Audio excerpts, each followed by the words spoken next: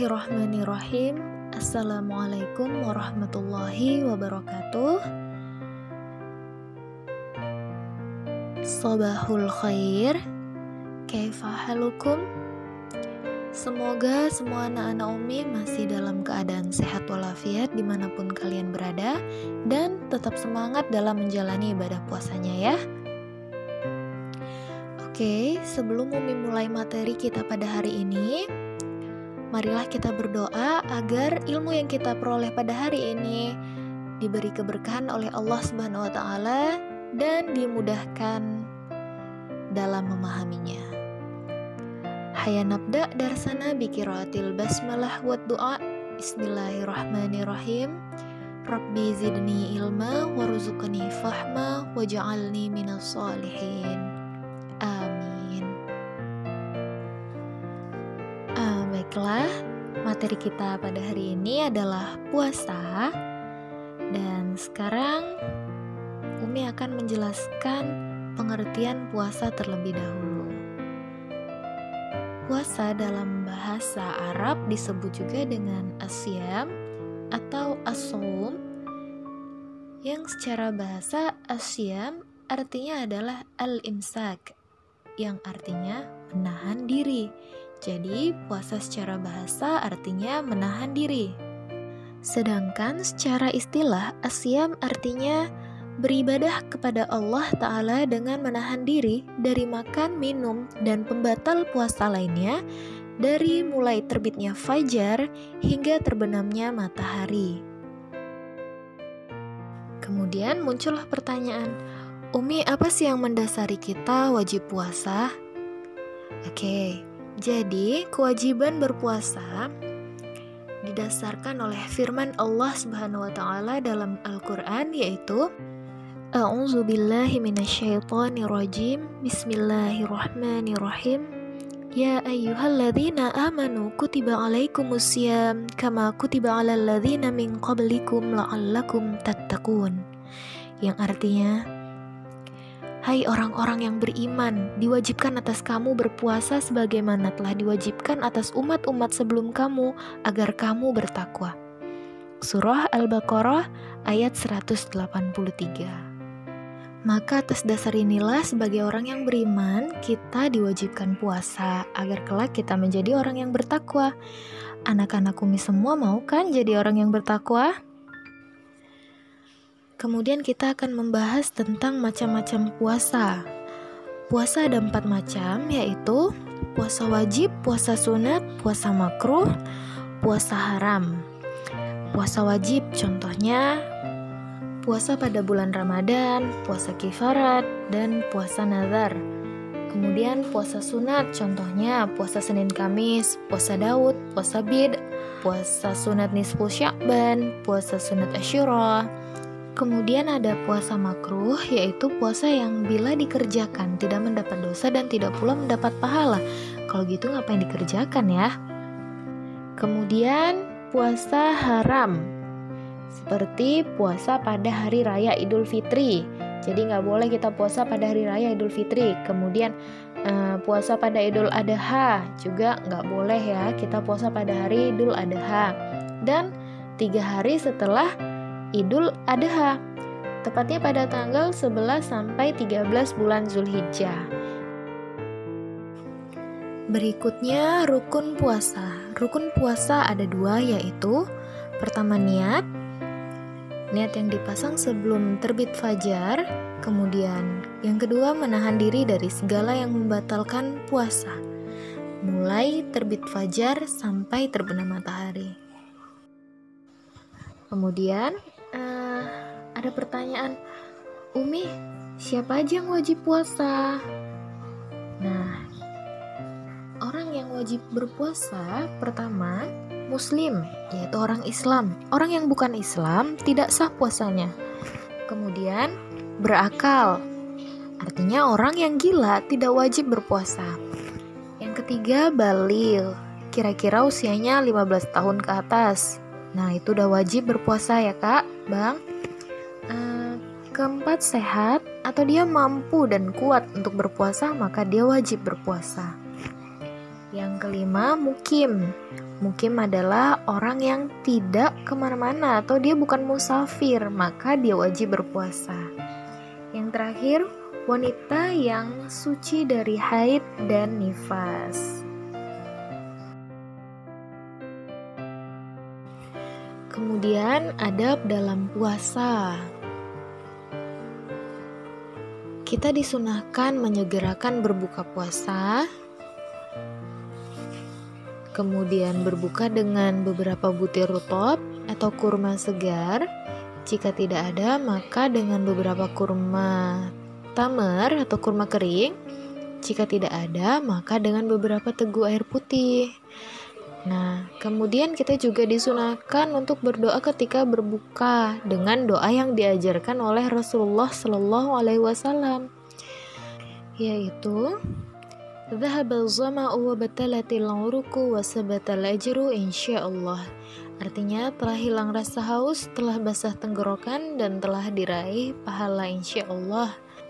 Hadis riwayat Abu Daud dan An-Nasai disahihkan oleh Albani dalam Sahih Abi Daud. Kemudian disunahkan mengakhirkan makan sahur. Maksudnya kita makan sahur itu sebelum terbit fajar. Jangan di tengah malam, karena berkahnya itu ada di saat sebelum terbit fajar. Kemudian disunahkan untuk memperbanyak istighfar ketika sahur. Jika ketika berbuka kita disunahkan untuk berdoa, maka ketika sahur kita disuruh memperbanyak untuk istighfar. Kemudian memperbanyak sedekah di bulan Ramadan. Ayo, kakak sama abang siapa yang belum sedekah? Segera sedekah ya. Kemudian memberi makan untuk orang yang berpuasa atau memberi perbukaan untuk orang yang berpuasa. Kemudian perbanyak membaca Al-Quran, mempelajarinya dan mengajarkannya. Nah, kita bersyukur ada di Al-Kafa ini karena selain kita tilawah, kita juga tahfiz, kita juga murojaah, Masya Allah. Yang terakhir, meninggalkan semua hal yang bertentangan dengan puasa, seperti memelihara lisan kita dari perkataan yang kotor, berdusta, mengumpat-ngumpat, ghibah, fitnah, dan lain-lain. Nah, ini nih pembahasan kita yang lebih menarik dari pembahasan sebelumnya, yaitu keutamaan puasa. Puasa adalah ibadah yang tidak ada tandingnya. Rasulullah Shallallahu Alaihi Wasallam bersabda kepada Abu Umamah Al-Bahili, "Hendaknyalah engkau berpuasa karena puasa itu ibadah yang tidak ada tandingnya." Hadis riwayat Ahmad, An-Nasai disahihkan oleh Albani dalam Sahih An-Nasai. Keutamaan berikutnya adalah Allah Ta'ala menyandarkan puasa pada dirinya. Allah Azza wa Jalla berfirman, setiap amalan manusia itu bagi dirinya kecuali puasa, karena puasa itu untukku dan aku yang akan membalas pahalanya. Hadis riwayat Bukhari dan Muslim. Subhanallah, di sini kita dapat melihat bahwa orang yang berpuasa akan mendapat pahala langsung dari Allah Subhanahu wa Ta'ala.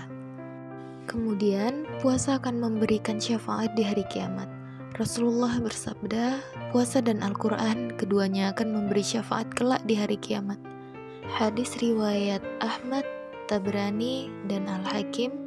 Al-Haisami mengatakan bahwa perawinya dijadikan hujjah dalam As-Sahih. Keutamaan berikutnya adalah orang yang berpuasa akan diganjar dengan ampunan dan pahala yang besar. Dalilnya ada di Quran Surah Al-Ahzab ayat 35. Kemudian, puasa adalah perisai. Rasulullah Shallallahu Alaihi Wasallam bersabda, puasa adalah perisai. Hadis riwayat Bukhari dan Muslim. Kemudian, puasa adalah sebab masuk ke dalam surga. Rasulullah Shallallahu Alaihi Wasallam bersabda, di surga ada 8 pintu, diantaranya ada pintu yang dinamakan Ar-Rayyan. Tidak ada yang bisa memasukinya kecuali orang-orang yang berpuasa. Hadis riwayat Bukhari. Nah, pembahasan terakhir kita adalah hikmah disyariatkannya puasa. Loh, emangnya ada hikmah puasa? Ya ada dong sayang. Nih, yang pertama, puasa sebagai wasilah untuk mengokohkan ketakwaan kita kepada Allah Subhanahu wa taala. Dengan kata lain, puasa adalah jalan kita, adalah cara kita untuk meningkatkan lagi ketakwaan kita kepada Allah Subhanahu wa taala. Berikutnya, dengan berpuasa kita dapat merasakan nikmat yang telah diberi Allah pada kita. Baik itu nikmat yang telah kita rasakan sebelumnya ataupun nikmat kita saat kita berbuka puasa. Maka dikatakanlah puasa membuat orang merasakan nikmat dari Allah Subhanahu wa taala. Kemudian, puasa mendidik kita dalam mengendalikan keinginan. Artinya, dengan berpuasa kita dapat belajar cara mengontrol diri kita untuk menahan hawa nafsu kita dan belajar bersabar dalam menahan diri. Kemudian puasa menahan laju godaan setan. Nah, biasanya sebagai orang beriman, ketika kita tergoda dengan godaan setan, orang yang beriman langsung sadar dan mengucapkan istighfar, astagfirullahaladzim, ya Allah, ampuni dosa hamba, ya Allah. Kemudian baca ta'awuz, a'udzubillahi minasyaitonirrajim. Aku berlindung kepada Allah dari godaan syaitan yang terkutuk. Nah, insya Allah orang yang berpuasa tidak akan tergoda dengan godaan syaitan. Kemudian puasa menimbulkan rasa iba dan kasih sayang kepada kaum miskin. Nah, bayangin ya kak, kita yang hanya beberapa hari puasa aja merasakan kelaparan dan kehausan itu rasanya sedih gitu. Apalagi mereka yang status ekonominya di bawah rata-rata, yang harus berusaha dulu baru bisa makan, gimana coba sedihnya?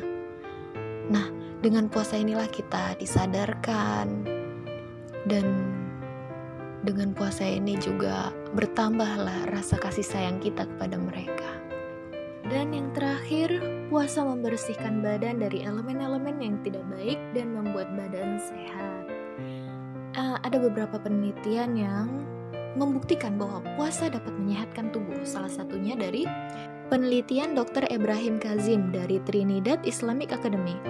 Dengan menggunakan EEG atau EEG atau perekam gelombang otak, menunjukkan bahwa puasa membuat tidur seseorang lebih berkualitas atau deep sleep, sehingga berpengaruh pada perbaikan tubuh dan otak manusia. Masya Allah ya.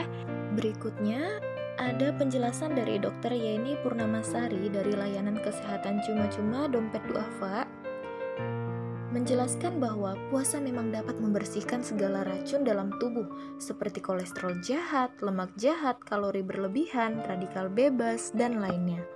Katanya, setiap hari kolesterol menumpuk di dalam tubuh, maka ketika organ beristirahat saat puasa, maka proses pembersihan dan detoksifikasi terjadi dalam tubuh.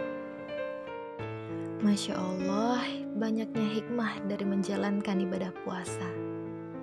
Maka dari itu, wajarlah kita bersyukur kepada Allah yang telah memerintahkan kita untuk berpuasa, karena perintah Allah tiada yang sia-sia. Oke, dengan hikmah ini materi kita selesai.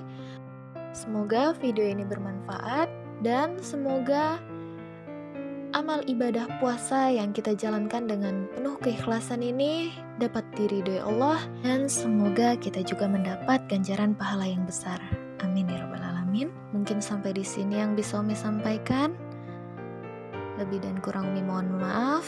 Haya naktam darsana bikiratil hamdalah wa du'a kafaratul majlis. Alhamdulillahirabbil alamin. Subhanakallahumma wa bihamdika asyhadu an la ilaha illa anta astaghfiruka wa atubu ilaik. Astaghfirullah li wa lakum. Assalamualaikum warahmatullahi wabarakatuh.